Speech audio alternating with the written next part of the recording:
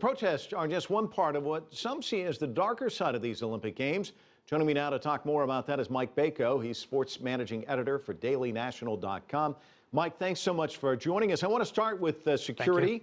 We know about the bombings and multiple threats, and we've just learned the U.S. Department of Homeland Security is warning people about toothpaste containers, which may actually be holding ingredients to construct a bomb. And earlier today, Secretary of State John Kerry was asked about security. Here's what he had to say.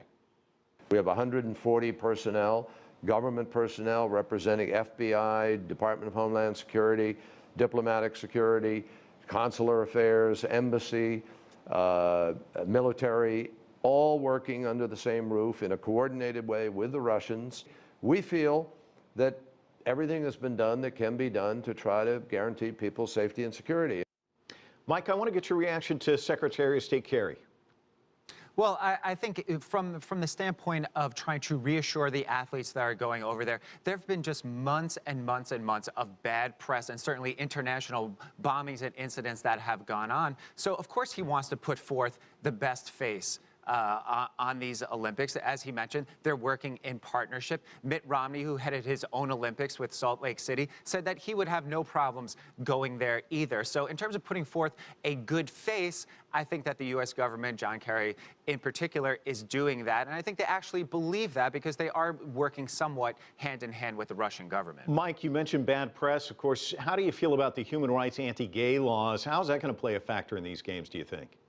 I think you saw how it's going to play in terms of who President Obama put forth to send as part of our delegation. Billie Jean King not going now because of family issues, but President Obama made that statement almost thumbing his thumb in the face of Putin by saying, hey, if these are going to be your policies, if this is going to be what you are putting forth as your PR efforts, I mean, almost comically going so forth to say that they don't have any gay citizens there. I think the mayor of Sochi went so far as to say things like that.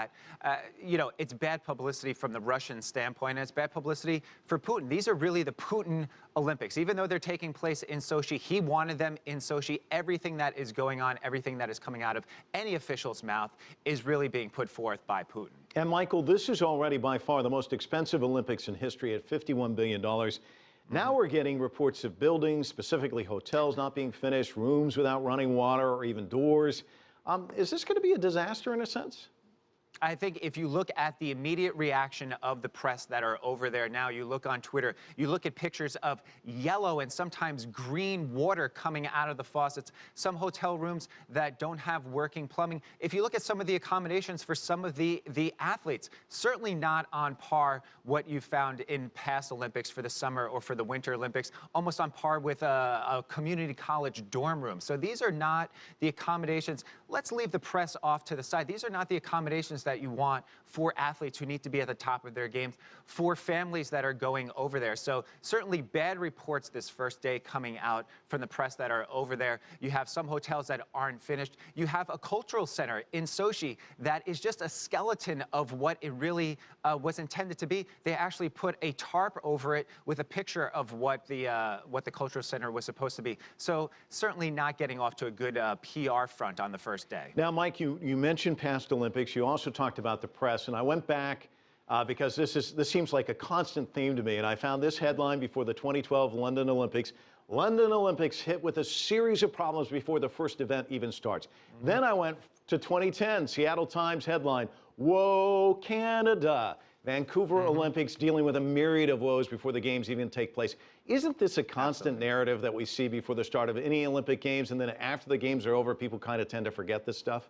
Yeah, people paint it with a rose-colored glasses, if you will. If they turn out to go off without a hitch, you look back to the Athens Games.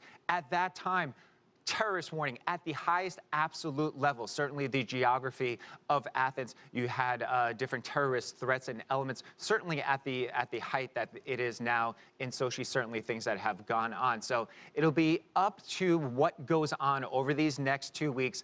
That's going to be the story of these Sochi Games. But going into it, this is not just reporters showing up and not having the proper soap in their hotel rooms. This is just a systemic you mentioned before, $51 billion going into these Olympics. There are more palm trees in Sochi than there were snow. They're busing in snow. They're training in snow. I mean, these are not the where you would really want the Olympic Games to take place. This was a strong arm move by Putin. I mean, it was awarded to Russia, to Sochi, but the proof will be in the pudding. So far, not off to a good start. What lessons has Sochi taught, perhaps Rio for 2016?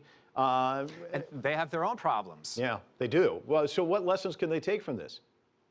Well, I don't think that Rio will learn any lessons. They're having their own problems in terms of getting stadiums built on time. They're having their own problems with the World Cup that's coming up. So I don't think any lessons will be learned by them. You would hope that the Olympic Committee would learn some lessons from this, but they have their own problems in terms of corruption and the way that their organization is run. So whether lessons are learned by this, we don't know. You have to look at 4 years and 8 years down the line with the upcoming cities. Certainly the bad publicity that Sochi is getting right now in this moment, certainly you would hope that the upcoming Olympic Games for the summer and the winter would learn some lessons from them. But if everything goes off without a hitch, this will be swept under the rug, and I think it'll be status quo for the upcoming Olympics that are coming up, as you mentioned, in Rio and other places. All right, Michael, thanks so much for your insights.